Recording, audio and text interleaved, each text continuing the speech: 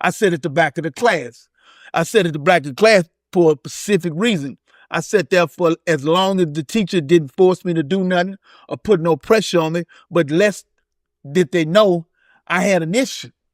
And the issue that I had, because by the time people had recognized that I couldn't read, I was in the 7th grade. Right.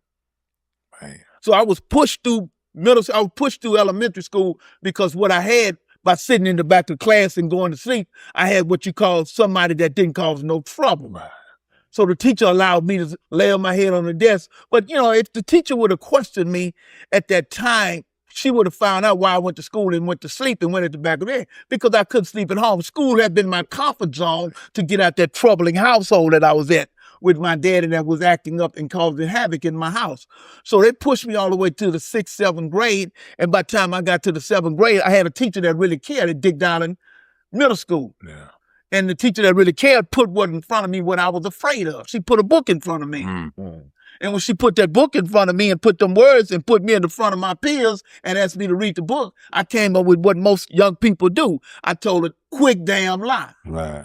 I left my glasses at home. Right. But less knowing I couldn't read a lick. Yeah. You know what I'm saying? So what that done drove me from the school because shame, embarrassment set in. My peers really, I was unveiled. The cover was pulled up off me. I couldn't play that tough guy with that mouthpiece no more because young people looked at you different. Right? You know what I'm saying? I became what you call what other kids is very cruel on their peers. I became what you call the classroom clown. Couldn't read, couldn't write. So I went to the streets. My next best issue. I went out there with the people that thought like me, act like me, and made me feel comfortable. Right. Yeah. So I went ahead, did like most of the brothers did, hanging out at the store in Hyde Park, at the store with the brothers, drinking alcohol, smoking weed. And before you know it, I got hooked up with other brothers back in the middle 70s, called the Southwest Guerrilla Gang. Mm. They became my friends. They became my best friends. They gave me and fed me what I wanted.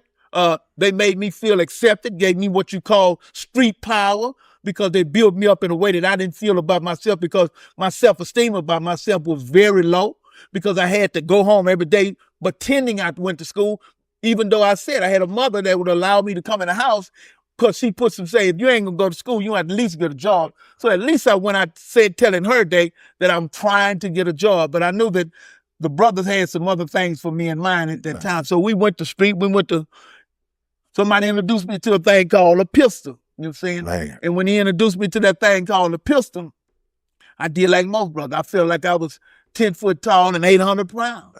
You know what I'm saying?